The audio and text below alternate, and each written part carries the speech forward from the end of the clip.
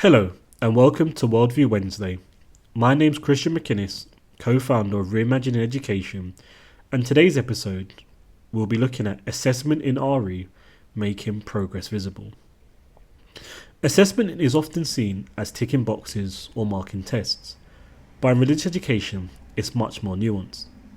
Our goal is to capture meaningful progress, not just what pupils know, but how they think, reflect, and engage with complex ideas.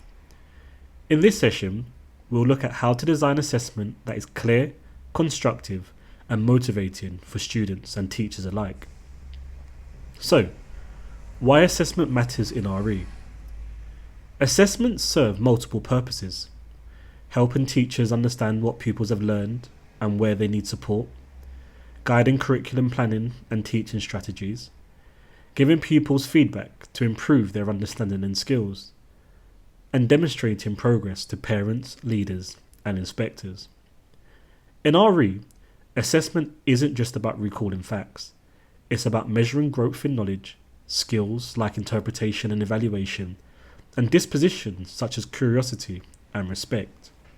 However, what are some of the challenges in assessing RE? RE assessments can ultimately be tricky.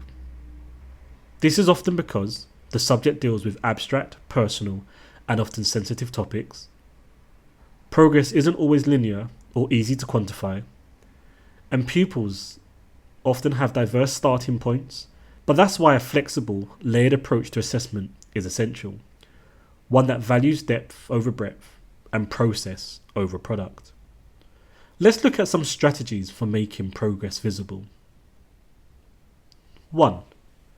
Perhaps consider using a range of assessment types: written tasks, oral discussions, creative projects and reflections. This caters for different learning styles and shows varied skills. 2. Develop clear learning objectives tied to knowledge, skills and dispositions. For example, explain the meaning of a religious symbol, showing knowledge. Interpret a sacred text, a skill. Or reflect respectfully on different viewpoints, disposition. 3. Incorporate formative assessments more regularly. Use low-stake quizzes, exit tickets, or quick writes to check understanding. Provide timely, specific feedback that guides improvement. 4. Create assessment ladders or rubrics. Consider defining criteria at different levels, perhaps beginner to advanced, for knowledge, analysis, empathy, and reflection. Share these with pupils in advance so they know what excellence looks like. 5. Encourage pupil self-assessment and peer feedback. This ultimately helps develop metacognition and ownership of learning. And finally, perhaps consider using portfolios or learning journals, collecting evidence over time to show growth, not just snapshots. Let's explore an example of what this could look like.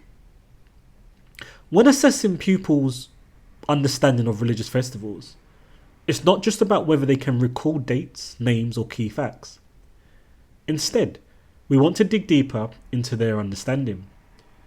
You might ask pupils to explain the significance of the festival, why it matters, what beliefs or values it expresses.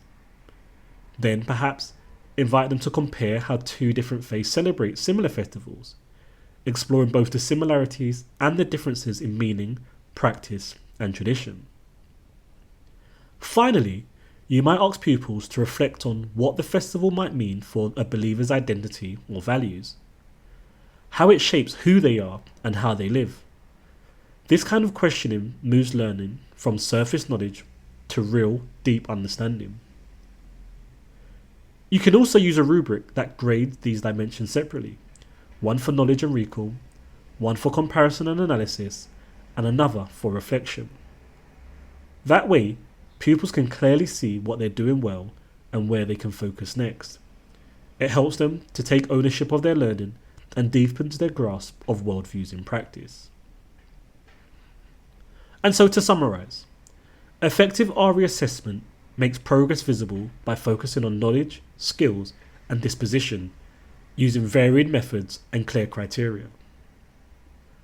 This week, consider your own assessment practices. How do they capture the full picture of pupil learning? What's one change you could make to better show progress?